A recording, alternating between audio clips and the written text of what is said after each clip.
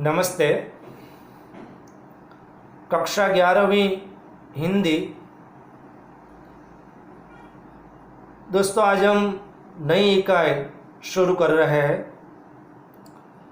1 से 4 इकाइयाँ पूरी हो चुकी हैं। इकाई 5वीं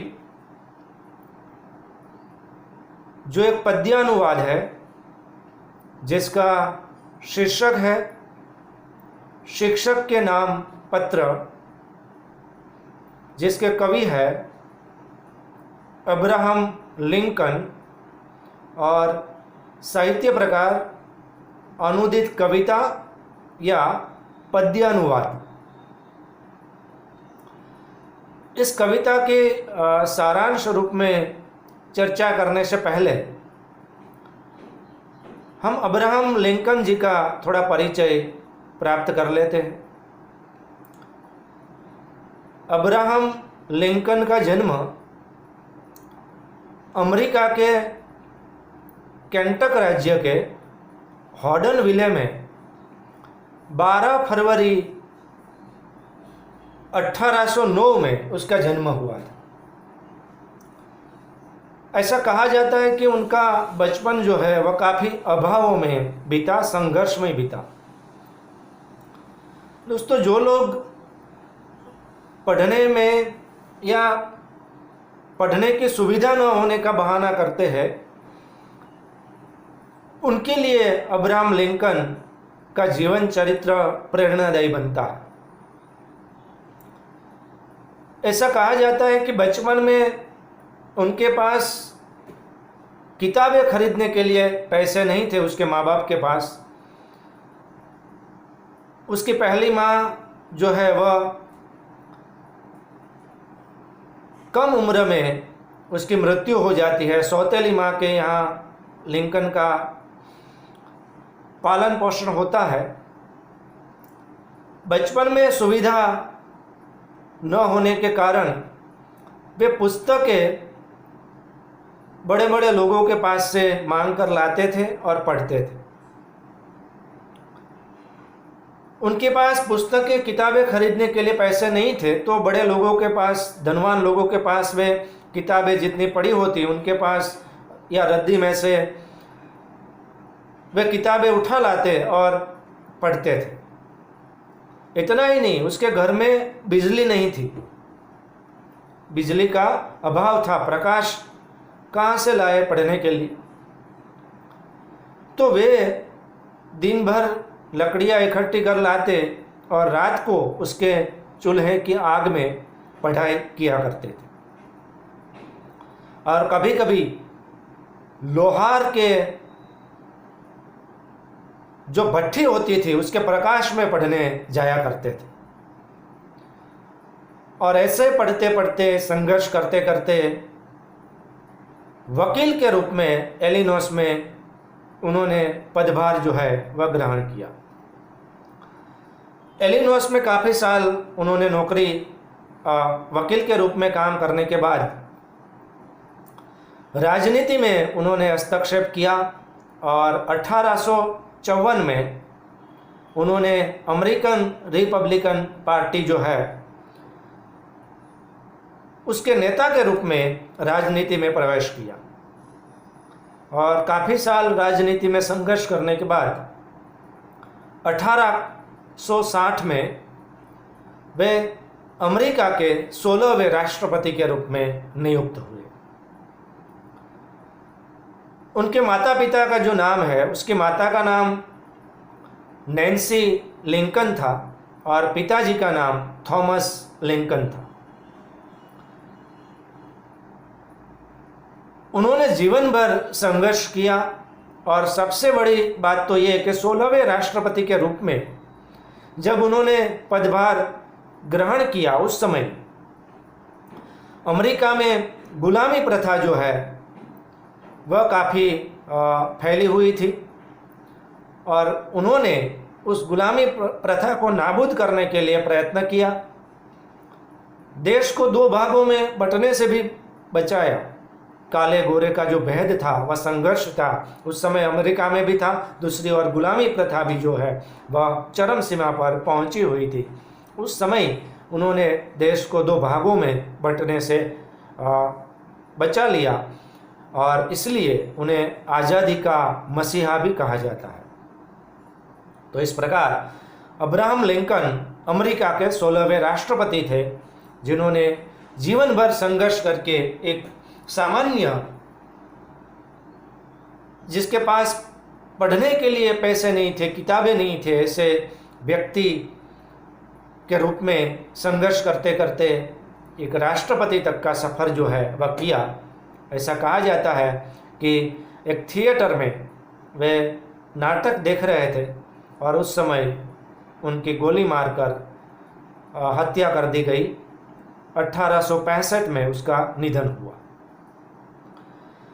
साम्यता ये है कि हमारे गांधी जी की हत्या भी गोली मारकर कर दी गई थी और अब्राहम लिंकन जैसे महान व्यक्ति की हत्या भी गोली मारकर कर दी गई। तो यह औपचारिक परिचय था अब्राहम लिंकन जी का।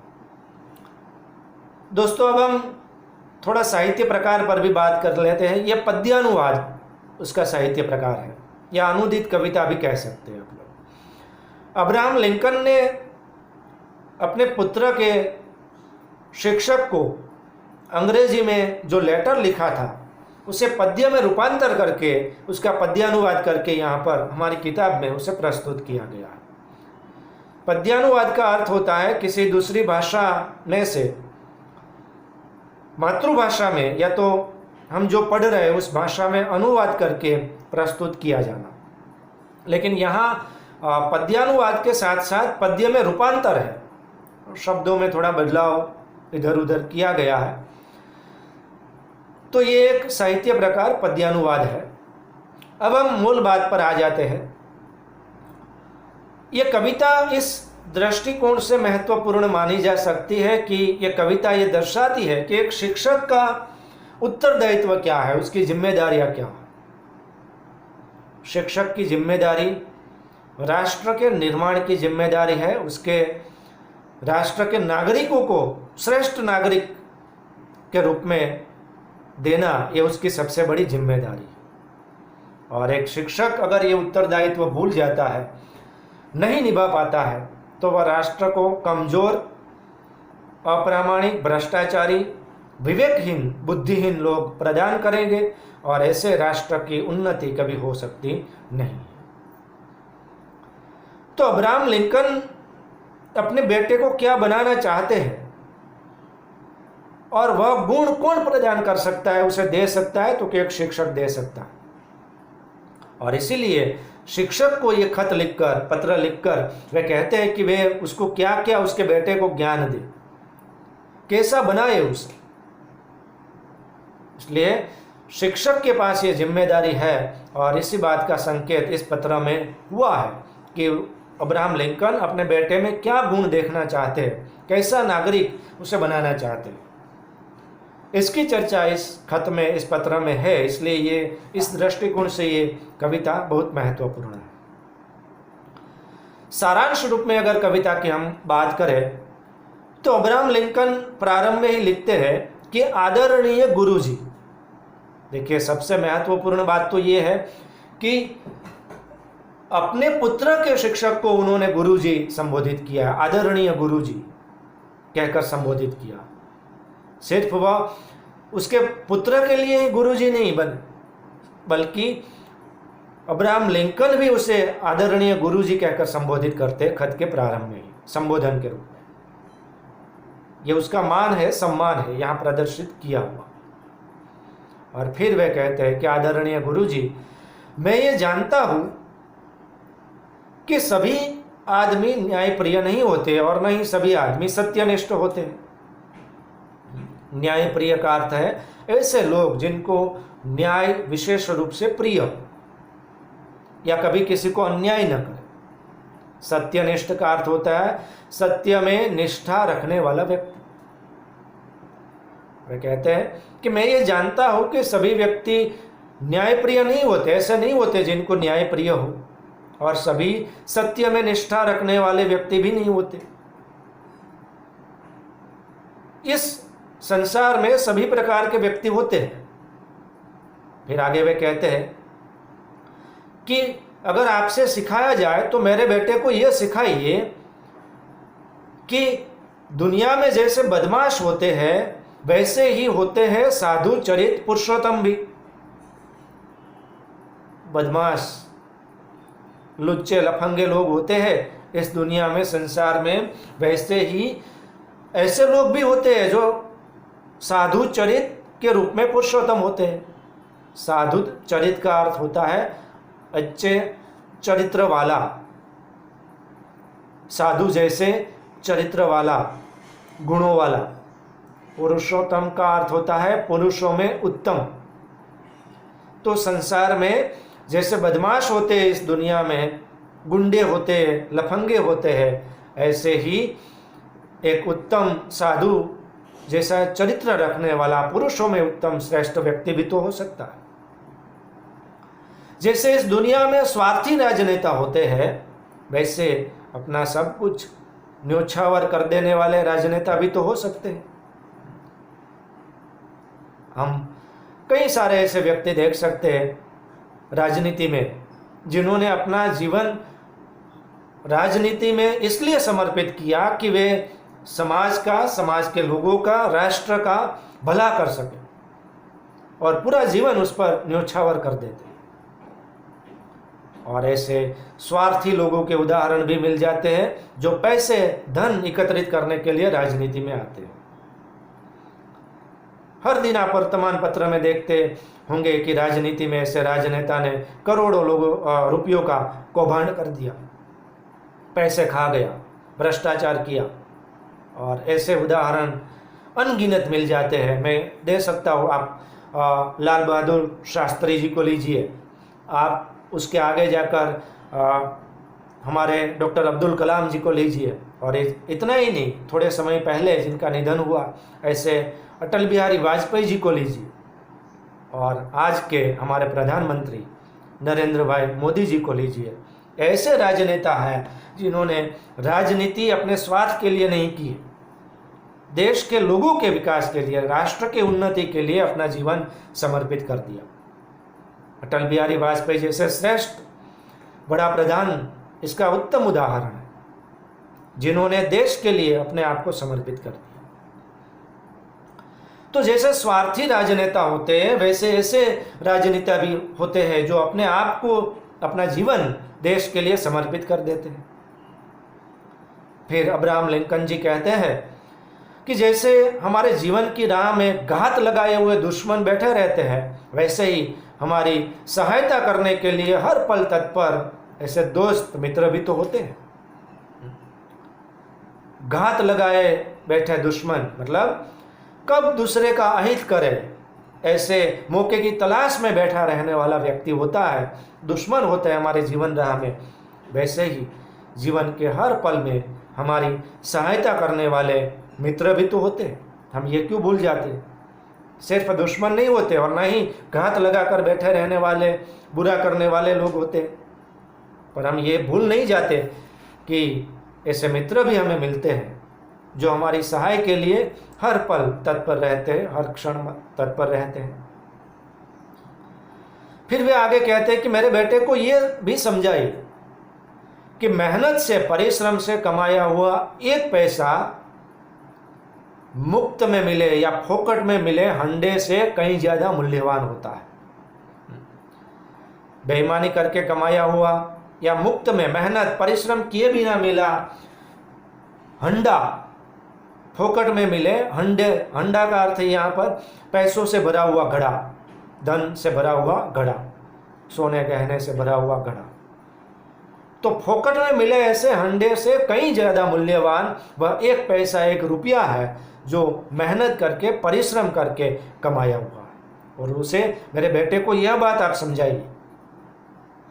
वे कहते हैं कि वे अगर हार मिले जीवन में तो निराश न हो जाए, और अगर जीत मिल जाती है, वह जीत जाता है, सफलता मिल जाती है, तो ज़्यादा खुश होकर प्रसिद्धि न प्राप्त कर ले, ज़्यादा खुश न हो जाए। फिर वे ये भी कहता है कि अगर आपको ये, आप में ताकत है, आप में शक्ति है, तो मेरे बेटे को ये भी सिखाइए कि वे ईर्ष्या, द्वेष के जो भाव है उनसे दूर रहे। ईर्ष्या द्वेष, जब दूसरे व्यक्ति सफल हो जाते हैं, उसकी कामयाबी से जलन होती है, तो इंसान उसके प्रति ईर्ष्या भाव, द्वेष भाव रखने लगता है। वह धनवान बन जाता है, वह काबिल बन जाता है, सफल बन जाता है। तो इन परिस्थितियों में मन में ईर्ष्या भाव उत्पन्न होता है। तो अब्राहम लिंकन कहते हैं कि मेरे बेटे को ये सिखाइए कि वह इस प्रकार का ईर्ष्या भाव, द्वेष भाव जो है उनसे दूर रहे और अपना हर्ष जो है वह संयम के साथ प्रदर्शित करे। हर्ष मतलब आनंद, प्रसन्नता, थोड़ा संयम रखकर वह प्रदर्शित करे। और उनसे ये कहिएगा वे के गुंडों बदमाशों से वे न डरे। ऐसे लोगों को हराना तो और भी आसान होता है। फिर वे आगे ये भी कहते हैं कि जितना बन पड़े आपसे मेरे बेटे को पुस्तक भंडार का जो अद्भुत वैभव है उसका परिचय करवाइए।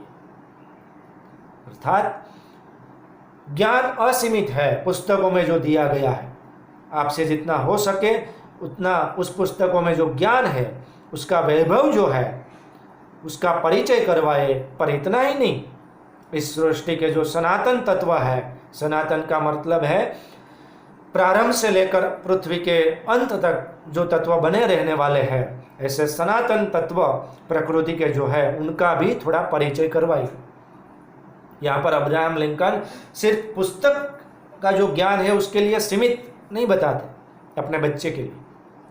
पुस्तक का ज्ञान तो दीजिए ही, पर साथ ही साथ उसे इसका जो अद्भुत वैभव है पुस्तकों का वह दिखाकर बैठे न रही।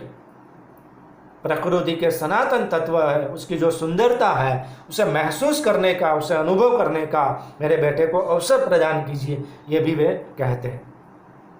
और उसके लिए क्या कि मेरा बेटा ये देख पाए कि चिड़ियों की गगन उड़ान, मुक्त रूप से आकाश में गगन में जो चिड़िया उड़ रही है उनको वे देख पाए। इतना ही नहीं, वे फूलों पर मंडराते हुए भंवरे जो है उसे भी देख पाए।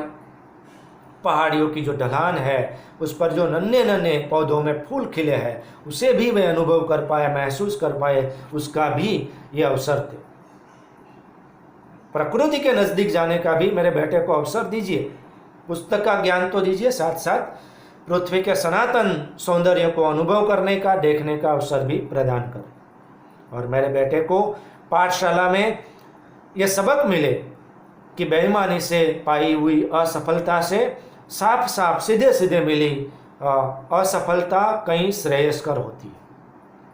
श्रेयस्कर का अर्थ है श्रेय देने वाला, श्रेय प्रदान करने वाला। तो बेईमानी करके मिली सफलता से सीधे सीधे टकराई असफलता कई गुना बेहतर होती। अब्राहम लिंकन जी आगे कहते हैं कि मेरे बेटे को यह सिखाइए कि वे अपने ख्याल, अपनी सूझबूझ, अपने विचार पर अड़ा रहे, उसे विश्वास रखें। और अगर कोई उसे गलत ठहराता है तो उसे नज़रअंदाज कर दीजिए। जब हम सत्य के मार्ग पर हो, हमारे विचार सही हो और मानव जाति के हित के लिए हो, तो ऐसे विचार पर उसे अड़ा रहना है। और इतना ही नहीं, उसे भलों के साथ भला व्यवहार करना है और बुरों को सबक सिखाना है। टेढ़े लोग जो है उनके साथ बुरा बर्ताव करने में कोई परेशानी नहीं होनी चाहिए, क्योंकि जो लोग बुरे हैं उनके साथ बुरा बर्ताव करें और जो भले हैं उनके साथ कभी बुरा बर्ताव न करें, भलाई ही करें, उसे यह भी सिखाइए। और मेरे बेटे को ये बात जमाइए, दृढ़ करवाइए कि विजय के झंडे के नीचे जो भीड़ खड़ी है उनके साथ वह न रहे। जिस ओर जीत होती है उसी ओर लोग अक्सर झुकते हैं। फिर चाहे वह भले ही हिंसा के मार्ग पर वे लोग जा रहे हो, असत्य की राह पर वे लोग जा रहे हो, या बुराई की राह पर वे लोग जा रहे हो, तो मेरे बेटे को यह भी सिखाइए कि विजय के झंडे के नीचे जो भीड़ दौड़ रही है उनके साथ न खड़ा रहकर अपना रास्ता जो है, सही मार्ग जो है वह अपने आप पसंद करें।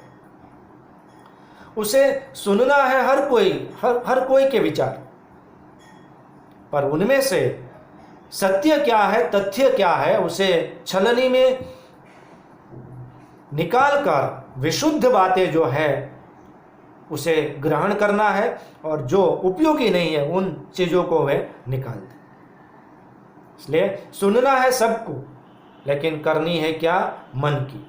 उसे सोचिए, विचारिए, जो लोग आपको ज्ञान दे रहे हैं पर सत्य के मार्ग पर उसके विशुद्ध सार को ग्रहण कीजिए और फिर उसे जीवन में अपनाइए।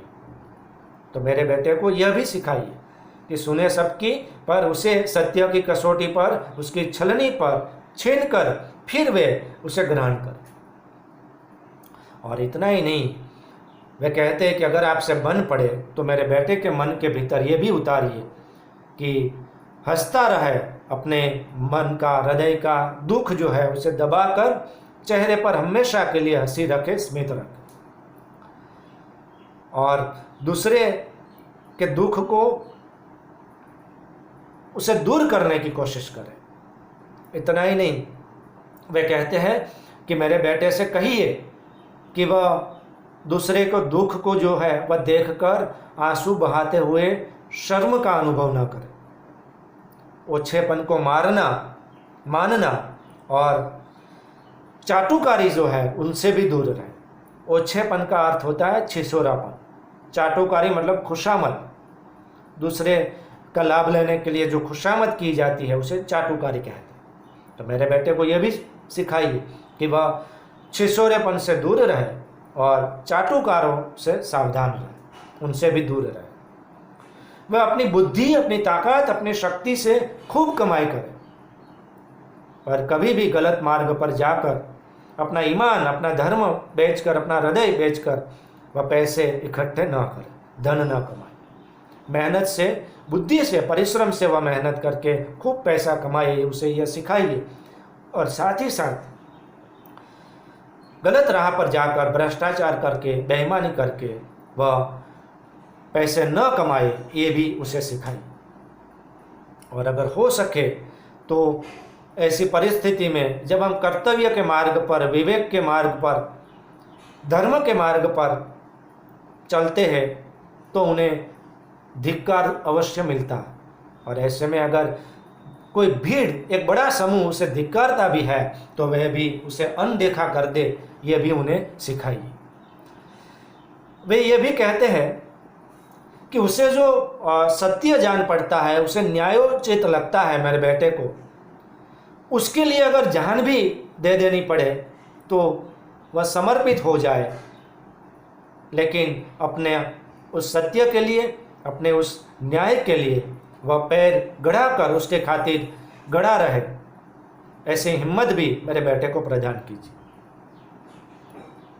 और अंतिम भाग में इस कविता के, इस पत्र के अब्राहम लिंकन जी कहते हैं कि मेरे बेटे को ममता दीजिए, पर उसे लाड़ प्यार करके बिगाड़िए मत। प्यार देना है लेकिन वह बच्चा बिगड़ जाए ऐसा नहीं, उसे ममता भी देनी है, ममत्व रखना है, पर मेरे बेटे को बिगाड़िए मत। उसे क्या सही है, क्या गलत है, उसका ज्ञान अवश्य दीजिए। और कभी ऐसे कठोर शब्द उसे सुनाने पड़े गलत बात के लिए तो उसे सुनाइए भी। सिर्फ प्यार करके उसे बिगाड़िए मत, उसे सही और गलत का, अच्छे और बुरे का ज्ञान जो है वह दीजिए। प्यार अवश्य दीजिए, ममता अवश्य दीजिए, पर साथ ही साथ जहाँ जरूरत पड़े वहाँ कठोरता भी बरती, क्योंकि वे जानते हैं कि आग में जल तपकर ही लोहा मजबूत फौलाद बनता है। आग में जल तपकर ही लोहा मजबूत फौलाद बनता है। लोहे को जितना तपाया जाए उसकी भट्ठी में, उतना ही जब बाहर निकलेगा तो मजबूत बनेगा। वैसे ही उसके बच्चे को जितना संघर्ष सिखाया जाएगा, सत्य का, न्याय का, धर्म का, ईमानदारी का, विवेक का, उतना ही संघर्ष में जल तपकर वे एक श्रेष्ठ इंसान जो है, मनुष्य जो है वह बन पाएगा। और उसे ये आदत डाले कि अधैर्य न रखे, धीरज बनाए रखे और विश्वास के साथ स्वयं को मजबूत बनाए, आत्मविश्वास के साथ स्वयं को मजबूत बनाए। फिर वे अंत में कहते हैं कि गुरुजी क्षमा कीजिएगा, मैं बहुत बोल रहा हूँ, मैं बहुत कुछ मांग रहा हूँ आपसे। वे इस कविता के अंतिम भाग में पत्र में अपने पुत्र के शिक्षक से क्षमा मांग रहे हैं कि गुरुजी क्षमा कीजिएगा, मैं आपसे बहुत कुछ मांग रहा हूँ, पर आपसे जितना हो सकता है उतना कीजिएगा अवश्य। कितनी सारी बातें उन्होंने यहाँ पर मांगी है अपने पुत्र के शिक्षक से कि आप उसे सत्यनिष्ठ बनाइए, न्यायप्रिय बनाइए, धर्मनिष्ठ बनाइए, ईमानदार बनाइए, प्रामाणिक बनाइए, धैर्यवान बनाइए, विवेकशील बनाइए, बुद्धिवान बनाइए, धन संपन्न बनाइए, विवेक से, मेहनत से परिश्रमी बनाइए। और इन सब गुणों को बनाने की जिम्मेदारी आप पर है। मैंने बहुत कुछ आपसे मांगा है और इतना सारा मांगा है कि आप सब कुछ न भी दे सके, लेकिन आपसे जितना हो सकता है उतना कीजिएगा तो जरूर, क्योंकि मेरा बच्चा एक प्यारा बच्चा है। और फिर अंत में वे कहते हैं कि आपका अब्राहम लिंकन। तो दोस्तों, इस कविता में एक शिक्षक की क्या जिम्मेदारी है उन बच्चों को निर्मित करने में, कैसे कैसे गुणों को पाठशाला में बच्चों को शिक्षक को देने हैं, उसका बखूबी इस पत्र में अब्राहम लिंकन जी ने अपने पुत्र के शिक्षक को भेजा है, इसमें आलेखन किया है। और अगर ये शिक्षक ये सारे गुणों को उन बच्चों में देने में कामयाब हो जाता है तो ऐसा राष्ट्र, ऐसा समाज, ऐसा नागरिक एक श्रेष्ठ नागरिक बनता है, इसमें कोई शंका नहीं है। तो यहाँ पर इस कविता का जो भावार्थ है, सारांश है, उसकी पूर्णाहुति करते हैं। अब हम इस कविता का एक एक टुकड़ा लेते जाएंगे और फिर उनका स्पष्टीकरण जो है उनके शब्दों की समझौती के साथ प्राप्त करते जाएंगे। धन्यवाद।